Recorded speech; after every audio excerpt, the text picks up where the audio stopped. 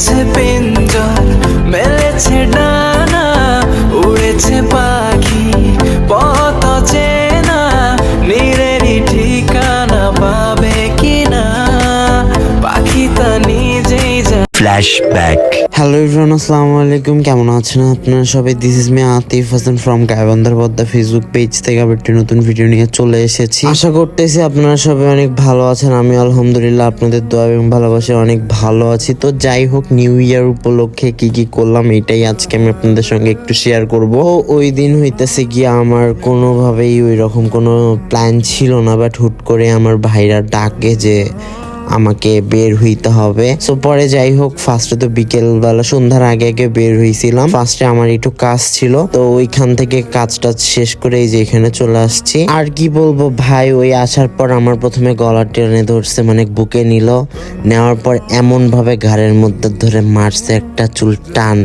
আমি আর কি বলবো, সেই রকম মাথার মধ্যে ধরে গেছে। দেন বলতেছে, তুই আমার এতক্ষণ ধরে লেট করাইলি, কিসের জন্য এত দেরি করলি, মানে এইটা অনেক কিছু। তো এই জায়গার মধ্যে আবার আমাদের মারামারি লেগে গেছিল। আমার জীবনে এখন বর্তমানে ওইভাবে স্পেশাল বলে কোনো পার্সন বা স্পেশাল কোনো মানুষ কেউ নাই। জাস্ট আমি আমার নিজের জন্য বেঁচে থাকি।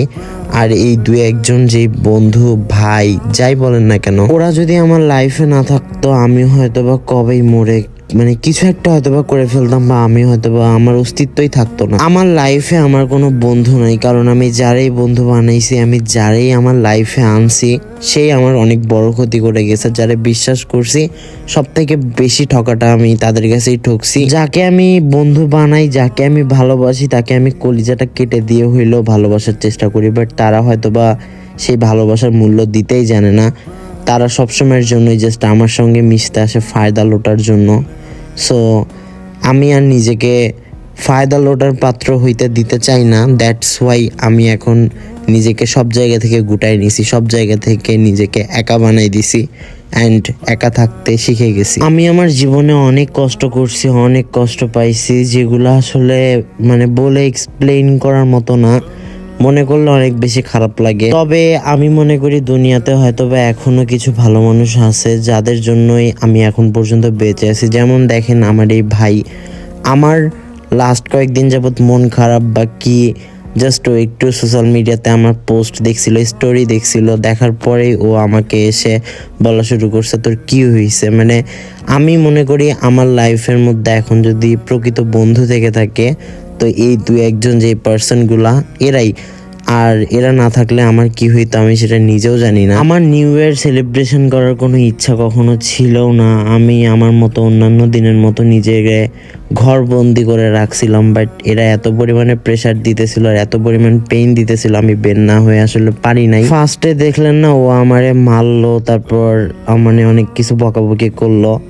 এর কারণ একটাই ছিল, সেটা হইতেছে গিয়ে আমি লেট করে গেছি। ওদের প্ল্যান ছিল হইতেছে গিয়ে বারবিকিউ করার বা অনেক কিছু করার, বাট আমি যেহেতু লেট করে গেছি সেই জন্য ওরা কিছুই করতে পারে নাই। আমি হয়তো বা চাইলেই একটু তাড়াহুড়া করে কাজ বাজগুলো শেষ করে ওদের সাথে দেখা করতে যাইতে পারতাম, বাট আমার নিজের কাছেই আমার নিজেরই কিছু করার ইচ্ছা ছিল না। আর আমি চাইতেছিলাম না যে ওরা কিছু করুক, বাট তারপরেও জোর করে এমন কিছু করছে, কি আর বলবো। যে টাইমে গেছি ওই টাইমে কোনো কিছু বানানো পসিবল ছিল না। সো পরে ওরা আমাকে বলতেছে যে না, কিছু তো অবশ্যই করব, তাইলে চলো একটা কাজ করি, দোকান থেকে গ্রিল কিনে নিব, রুটি কিনে নিব, নিয়ে আমরা একসঙ্গে বসে কোথাও একটা খাবো। আমি প্রথমে ওদেরকে অনেকবার না করছি, বাট ওরা আমার কোনো কথা শুনেও নাই, কিছু বলতেও দেয় নাই। তো কি আর করার, যাই হোক সবকিছু কিনে টিনে নিয়ে তো এখানে চলে আসছি। হয়তো বা এবারে নিউ ইয়ারটা অনেকটাই ভিন্ন। অন্যান্য সময় আমি অনেক বেশি উৎফুল্ল হয়ে থাকতাম, অনেক বেশি উৎসাহ নিয়ে থাকতাম, অনেক কিছু করব, এটা করব, এটা করব, বাট বিশ্বাস করেন এখন আর এগুলা কোনো কিছু ফিলিংস কাজই করে। যারা আমাকে বলছে কখনো ছেড়ে যাবে না, তারা বহু আগেই আমারে ছেড়ে চলে গেছে। যারা বলছে আমার মতো ভালো মানুষ কখনো পায়নি, তারা যাওয়ার আগে ভয়ঙ্কর কলঙ্ক আর অপবাদ দিয়ে গেছে। যত যাই জন বলেছে, কথার শেষ পর্যন্ত মিল ছিল না এবং থাকবেও না। মুগ্ধতা অথবা দায়বদ্ধতা কেটে গেলে মানুষের প্রতি মানুষের আর কখনো মায়া ভালোবাসা থাকে না। আগে যা ছিল সব মিথ্যে এবং প্রতারণা। প্রমাণিত করে মানুষ একে অপরকে ছেড়ে যায়। 31শে ডিসেম্বর 2024, বছরের শেষ দিন। আমি কখনো ভুলবো না যে এই বছর আমার শক্তি কতটা শেষ হয়েছে। আমি অনেক ক্লান্ত, প্রায় হাল ছেড়ে দিয়েছি এবং ভেবেছিলাম আমার পৃথিবী শেষ হয়ে যাবে, কিন্তু প্রতিদিন আমি এখনো ভালোর আশায় আছি। এই বছরের হাইলাইট 365 দিন বেঁচে থাকা, অবশেষে একটি মোড়ক।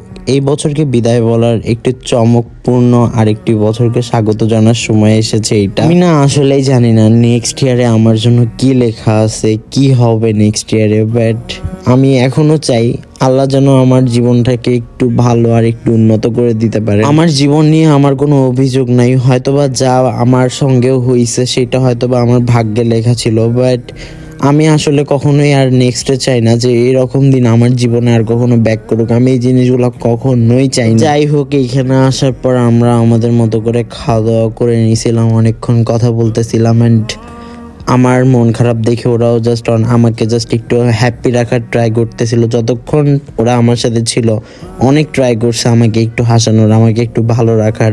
এটা আমি খুব ভালো করে বুঝতে পারছি। নতুন বছর উপলক্ষে আমার এইটাই চাওয়ার, আমাকে যেন আমার অতীতের সেই দিনগুলাতে কখনো ফিরে যেতে না হয়, আর আমার জীবনে যে 2-1 মানুষগুলো আছে এই মানুষগুলোর যেন আমি আমার জীবন থেকে কখনো না হারাই। সবশেষে এই মানুষগুলো ভালো থাকুক, যারা আমাকে মন থেকে ভালোবাসছে, নিঃস্বার্থভাবে ভালোবাসছে। এই মানুষগুলোর প্রতি আমি চিরকৃতজ্ঞ। আল্লাহ যেন তাদের ভালো রাখে, এটাই আমার চাওয়ার, আর কিছুই চাওয়ার নাই আসলে। ভিডিও শুরুটা আমি খুব ভালোভাবেই শুরু করছিলাম, বাট কিছু কথা বলতে যে আমি আসলে ইমোশনাল হয়ে গেছি, এটা আমি বুঝতে পারতেছি। আর যাই হোক, এখন আর এগুলো ইমোশনাল কথা বাদ দিয়ে ভিডিওতে ব্যাক করা যাক। আমরা খাওয়া দাওয়া শেষ করার পর ফানুস উড়াইতেছিলাম, আর বাজি বা যেগুলো হইতেছে পটকা, এগুলো আমরা কখনো ফুটাই না, কারণ আমার মনে হয় এগুলো ফুটানোর কোনো দরকার নাই। ভাই, আমি যে এখানে ফানুস উড়াইতেছি এটাও ফানুস উড়ানো উচিত না, বাট কিসের জন্য এটা আমি কিনছিলাম বা কিসের জন্য উড়াইতেছিলাম সেটাও আমি জানি না, কিন্তু কেন জানি না এটা উড়ানোর পর আমার মনে হইতেছিল আমি আমার জীবন থেকে দুঃখ কষ্টগুলারে উড়াইতেছি।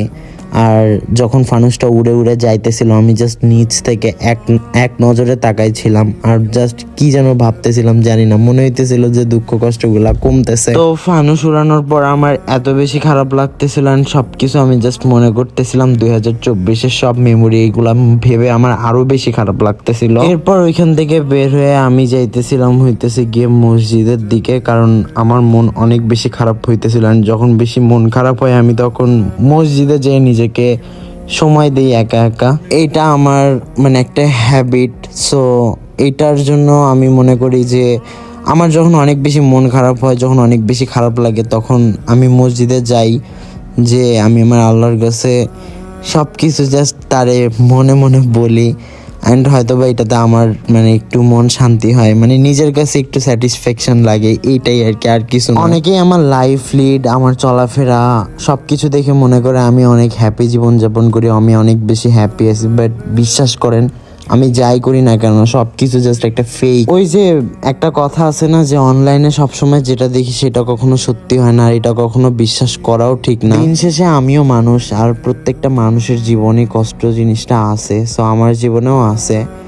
অনেকেই প্রকাশ করে, অনেকেই ঠিকভাবে প্রকাশ করতে পারে না, এটাই হইতেছে গিয়ে তফাৎ। তো যাই হোক, আজকের ভিডিওটা কেমন লাগলো আমি জানি না, আর এত বেশি ইমোশনাল কথাবার্তা বলার জন্য আমি আসলে আন্তরিকভাবে দুঃখিত। চেষ্টা করব নেক্সট টাইম থেকে আর কখনো ইমোশনাল টাইপ কথাবার্তা না বলার, এই ব্যাপারগুলো স্কিপ করার।